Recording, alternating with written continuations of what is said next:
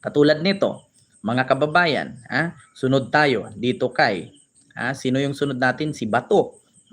Tingnan ninyo, si Bato mga kababayan. Alam nyo ba, mga kababayan, kahapon, kung naalala ninyo, si Robin Padilla handang sumuporta. Handang sumuporta kay PBBM kahit magkaiba man daw ang kanilang paniniwala, ang kanilang layunin bilang politician ay dapat daw hindi na tayo mag-divide-divide, 'di ba? Dapat hindi na daw tayo magwatak-watak. Dapat magkaisa na lang para sa ating bansa, para sa ikaganda ng ating ekonomiya, sabi ni Robin. Kahit magkaiba man sila, pero handa siyang sumuporta kay PBBM. Kita ninyo nagpaparamdam si Robin, 'di ba? Diyos ko, mga kababayan. Alam niyo, sa totoo lang, ramdam ko kasi si Robin na parang siguro nakita niya na si Bongo may kakaharaping kaso, si Sara may kakaharaping kaso, sino pa, si Digong nakulong na. Sino pa ang pagkakatiwalaan niya dyan? So, bukod tanging pagkakatiwalaan niya, si PBBM na lang. 'Di ba? So, siguro maramdaman natin yung pagiging balimbing. So, actually, mga kababayan, 'di ba? Hindi naman tayo baguhan pagdating sa politiko sa Pilipinas na marami naman talagang balimbing, 'di ba? So ngayon, mga kababayan, hindi nyo ba alam na si Bato susuporta na din kay PBBM? Nako. Ito totoo lang, mga kababayan, yung mga balimbingan ngayon sa politika, nagsisulputan na. Hindi nyo ba alam na si Bato hindi pala nagtatago? Hindi nagtatago si Bato de la Rosa. Instead na magtago siya kasi ilalabas na daw ang warrant niya sa ICC. Hindi. Alam niyo ang ginawa niya? Gumawa siya ng batas for the first time. For the first time in senator history. Si Bato simula nung naging senator nung panahon ni Digong. At senator pa rin siya hanggang ngayon. Gumawa siya ng batas. Alam niyo ba yung batas na ginawa ni Bato? Tutulungan daw niya si Pangulong Bongbong Marcos. Alam niyo ba ang batas na ginawa niya? Ito po, mga kababayan. Ayan, si Bato panoorin niyo po ang kanyang batas na ginawa. Instead na magtago daw siya, tutulong siya sa administrasyon ni Marcos. Ano ang kanyang itutulong? I filed SBN 1343, an act reimposing death penalty for the crimes of plunder. Diba? Kita ninyo? Kita ninyo, mga kababayan, marami ng mga DDS senator na nagbabaliktaran ngayon. Gumawa daw siya ng batas, or I filed SBN 1343 Act. Gumawa siya ng batas na makatulong kay Marcos, reimposing death penalty for the crime of plunder. Kita niyo yan? Kita niyo, mga kababayan? Instead na magtago siya, tutulong na lang daw siya sa gobyerno. Bakit ko sinabing, totoo ba yan, Ken? Natutulong siya sa gobyerno? Totoo. Bakit? Kung naalala ninyo ngayon, si Senator Trillanes, kinasuhan si Bongo ng plunder. Hindi lang isa, dalawa ang plunder ni Bongo. Bakit? Ang unang plunder case na i-file ni Trillanes at ni Digong i-file ni Trillanes kay Digong at kay Bongo, dalawang plunder po yan. Ang isang plunder dyan ay yung pagtanggap ni Bongo at ng pamilya niya ng almost 7 billion infrastructure project na ina-award ni Digong noong panahong si Digong ay presidente pa noong 2016 at 2017. Yun po ay plunder case po yun. Pangalawang, mga kababayan, yung pangalawang plunder na i-file ni Trillanes kay Bongo ay yung overpriced na 16 billion warship ng Navy Frigate. Navy Frigate. 16 billion overpriced warship. So dalawa po ang plunder na kaso ni Digong at ni Bato, ni Bongo, na i-file ni Trillanes. Kaya ngayon, mga kababayan, malaking tulong ba ito sa gobyerno ni PBBM itong batas na ginawa or i-file ni Bato? Yes, malaking tulong yan. Instead na magtago ka dahil may warrant ka sa ICC, gumawa daw siya ng batas. I filed SBN 1343, an act reimposing death penalty for the crime of plunder. Tignan natin sino ang haharang nito. I move for the swift passage of this law. Diba? Taong bayan, please, second my opinion. Second my motion. Kita ninyo mga kababayan. Titignan daw ni Bato kung sino ang haharang sa batas na ito na kung makasuhan ka ng plunder ay i-death penalty ka. Katulad din kay Mayor Olaso ng Zamboanga City na kung sino daw ang mga politician na nakasuhan ng plunder at napatunayan ay i-firing squad. O, dalawa na ha, sana. Pumasa ito mga kababayan. Itong kay Bato at kay Olaso. No, si Mayor Olaso na bago siya nag-mayor ay isa siyang congressman noon. Meron po siyang i-file na kaso na death penalty para sa mga plunderer na i-firing squad. Kay Bato naman ay reimposing death penalty for the crimes of plunder. Ngayon mga kababayan, ibig sabihin po dito death penalty ay yung Celia Electrica, Bitay, di ba Ma'am Ginger T? So, bakit nga ba ito nakatulong kay PBBM? Malaking tulong po yan, mga kababayan. Bakit? Kasi kung sakali na mapatunayan si Bato, si Bongo at si Sara, take note mga kababayan, si Bongo may kakaharaping plunder ngayon. Kung lulusot yung dalawang plunder na yan, habang buhay po yun na pagkakulong. Pangalawa, wala po yung piyansa. At pangatlo, maa-adapt niya, no? Makukuha niya, makukonsume niya itong batas na iginawa ni Bato. Ngayon mga kababayan, sino-sino kaya na mga politician ang haharang dito? Kasi malaking tulong ito kay PBBM at sa administrasyon ni Marcos, itong batas na gawin ni Bato. Di ba? Iwan ko lang kung pipirma si Bongo dito. Kasi sa totoo lang, kung talaga ito Bato, kung talaga Bato papasa tong batas na to sa'yo, nagawa mo, naku, malaking tulong sa bayan yan. Talagang kahit tumakbo kang presidente, mananalo ka dyan. Bakit? Biruin mo yung mga kaibigan mong mga plunderer na bibitay. Oh, hindi basta-basta yan. Hindi basta-basta yan. At take note, si Bongo, si Digong, dalawa ang plunder kaso na kakaharapin nilang i-file ni Trillanes. Pangatlo, meron pang pagbanta si Trillanes na may mag-file daw ng plunder na kaso laban kay Sara. Oh, pag napatunayan na si Sara ay isa ding plunderer, ma-assume nila, makukonsume nila itong batas na ginawa mo na reimposing death penalty for the crimes of plunder. Nako. Sa totoo lang, malaking tulong ito, mga kababayan. Malaking tulong ito. Kapag ito ay naisabatas, kapag nakasuhan ka ng plunder at nakasuhan ka at na guilty ka, death penalty labas mo. Bakit? Guilty ka plunderer ka Oh. So, nako, mga kababayan, walang mangyayaring dito. Alam nyo yung tinatawag nilang hospital arrest. Sabi nga ni Jose Claire Castro, nako, baka magmahal naman itong mga wheelchair nito, yung mga neck brace. Kasi maraming mapaplunder dito Sa totoo lang, sa sitwasyon ngayon, mga kababayan, marami po na mga politician ang makakasuhan ng plunder ngayon. Ngayon, mga kababayan, once na makasuhan ng plunder itong mga to, yung mga wheelchair dito ay magiging pambansang sasakyan na yan ng mga kawatang politician. Oh, yan, nagugulat kayong wheelchair, 8,000 lang, magiging 50 million na isa niyan. Nako, Diyos ko. Di ba? Magugulat ka dito, yung mga politician na nakasuhan ng plunder, magugulat ka yung pag napatunayan at na-guilty sila, yung mga wheelchair magmamahala niya, yung mga neck brace, nakita nyo naman si Gloria Arroyo noon. Di ba? Nakasuhan ng plunder. Nagulat ka, nagkaroon ng neck brace. O, wala namang sakit. Tapos, nagkaroon ng wheelchair. Di ba? Nung nabigyan ng pardon or clemency ni Digong, tinanggal ang bracket sa liig. Tapos, hindi na nag-wheelchair, naglakad na. Di ba? Sabi ko nga sa inyo mga kababayan, Bato, bilisan mo na. Oo, para makatulong. Tingnan nyo, instead na magtago siya dahil sa warrant niya, ang ginawa niya is tumulong na lang siya kay PBBM. Di ba? Walang missile at kung anong armas ang deliver na frigate, sabi ni Bien.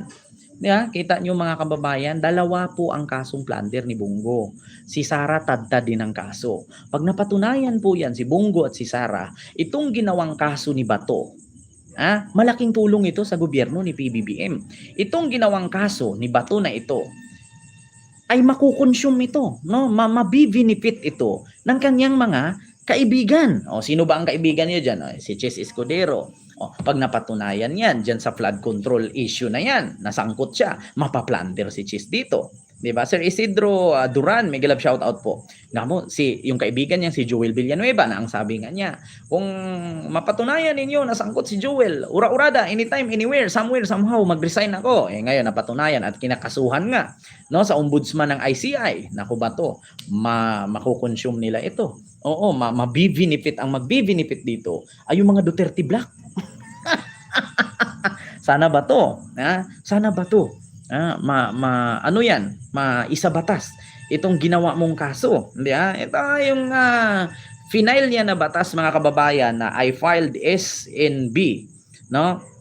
1343, an act reimposing death penalty for the crime of plunder. Tignan natin sino ang haharang nito. I move for the swift passage of this law. Taong bayan, please second by motion. Suportahan daw ninyo, taong bayan.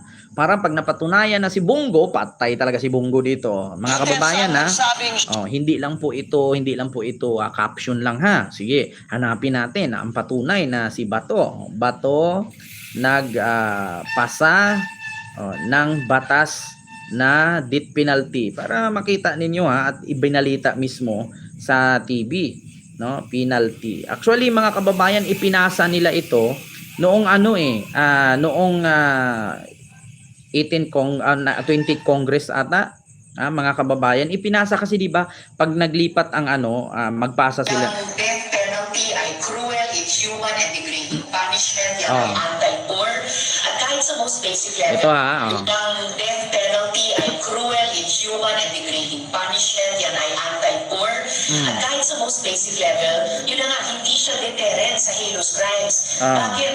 Ang totoong deterrent, ang totoong katatakutan ng isang gumagawa o nag-iisip ng krimen ay yung kasiguruhan na maaaresto siya, mapoprosecute siya, at kung mapatunayan guilty siya, mapaparusahan siya.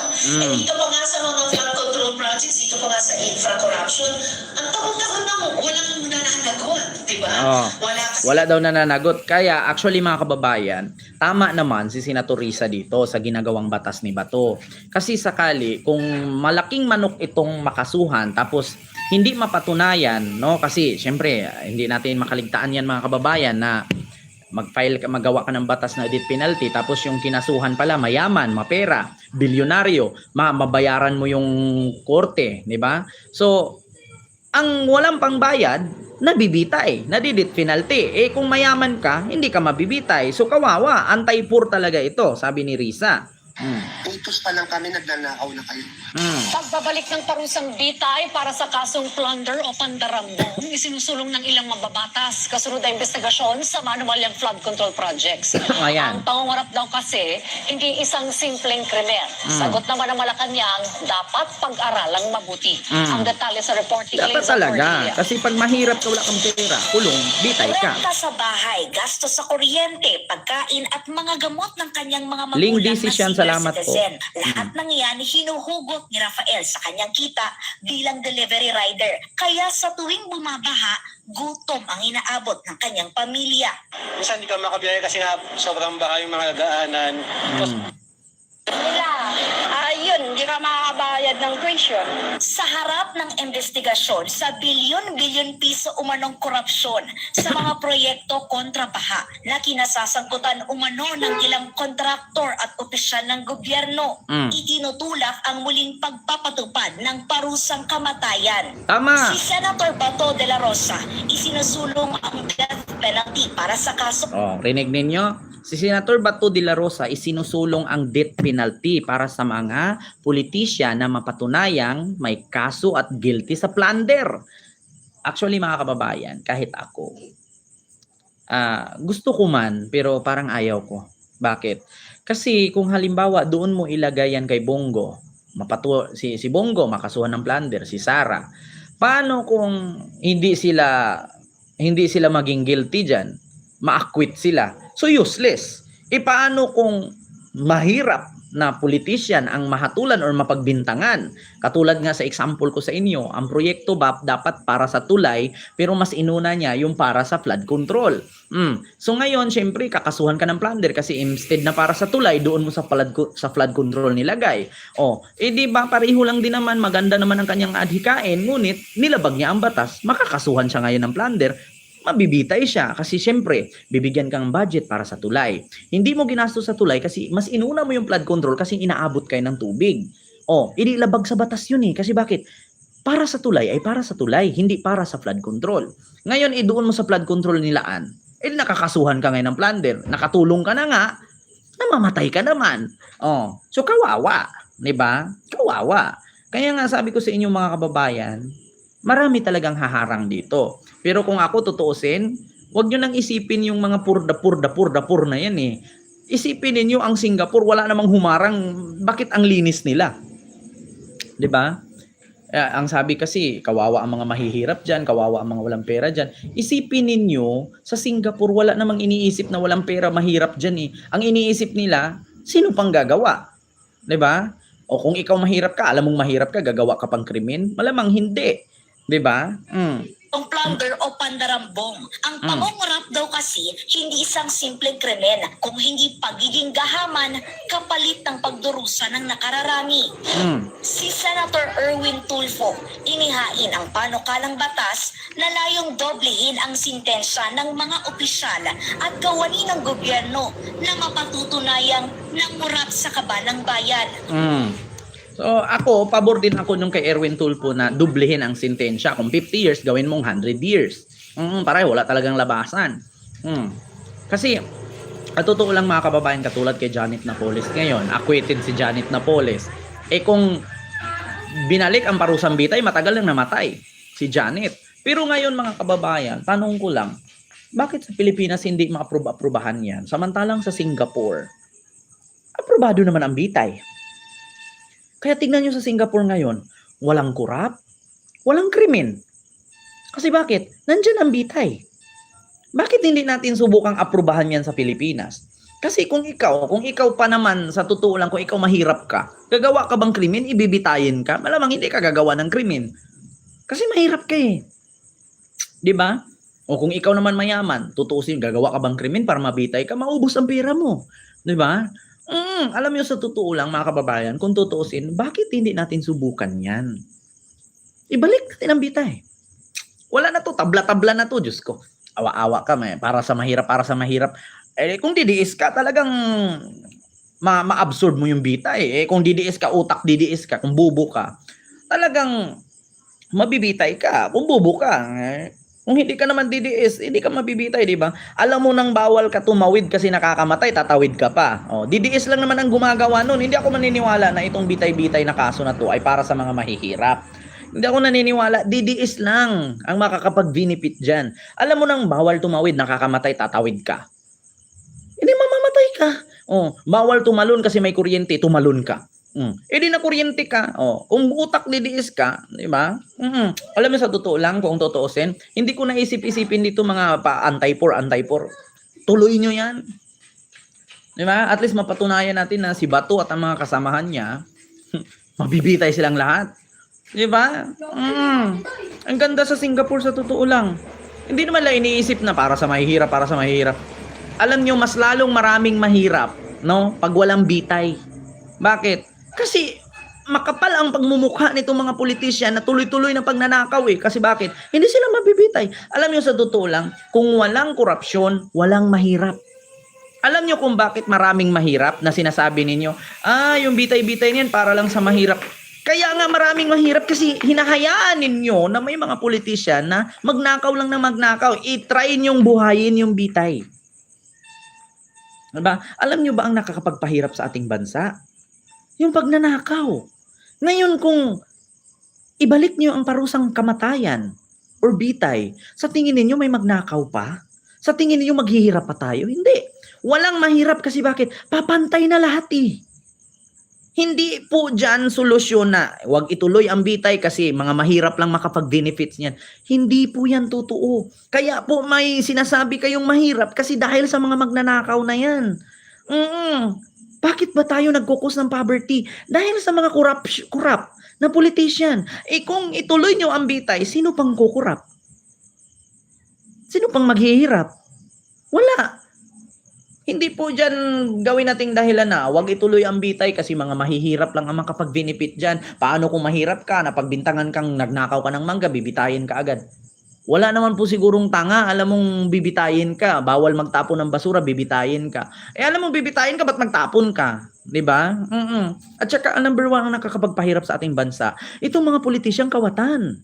Hindi po ang nakapagpahirap sa atin na kulang tayo sa minerales, kulang tayo sa resources. Hindi po. Ang nagpapahirap sa atin itong mga politician na ilang dekada nang paulit-ulit sa posisyon, dating presidente, naging vice president, tapos naging mayor, naging congressman, naging governor, tapos nagme-mayor ulit, nag-congressman ulit. Sabi nga ni Amy Marcos, pagod na po kami. Kami nga sa pamilya namin, nagtuturuan kami kung sino ang tatakbong mayor, sino ang magko-congressman, sino ang mag-governor, sino ang mag-senador. Diba napapagod sila sa kakatakbo? Diba? Samantalang tayo, napapagod tayo sa bilang mahirap. Sila, napapagod sila paano maging mayaman. Kita niyo yan? Napapagod sila paano maging politician. Kaya sa totoo lang ang nagpapahirap sa ating bansa, itong mga kawatan. Ibalik nyo yung bitay. Tignan nyo, pag ibalik niyo yung bitay, walang kawatan, walang mahirap. Yan ang nagpapahirap sa ating bansa, itong mga kawatan na politician. Yeah? Tuloy nyo yung bitay. Huwag kang isipin na mga mahirap lang mag-benefit dyan. Hindi. Mas lalong maraming mahirap kung nandyan yung mga kurap. Yung mga politician na kurap ang nagpapahirap sa ating bansa. Hindi ang death penalty. Ang death penalty, kung talagang alam mo sa sarili mo na matalino ka, wala naman sigurong tanga na husgado, wala naman sigurong tanga na tao na alam mong i-death penalty ka, ay lalabag ka sa batas. Yeah? Bobo na yun pag ganun. O kung ayaw mong ma-death penalty, huwag kang magnakaw. Kung ayaw mong death penalty, huwag kang gumawa ng krimen. 'Di ba? Yun lang. Yun lang mga kababayan. O tapos ibalik nila yung ninakaw nila. Pag hindi nila ibalik, bitayin sila. Tuloy-tuloy. Yeah.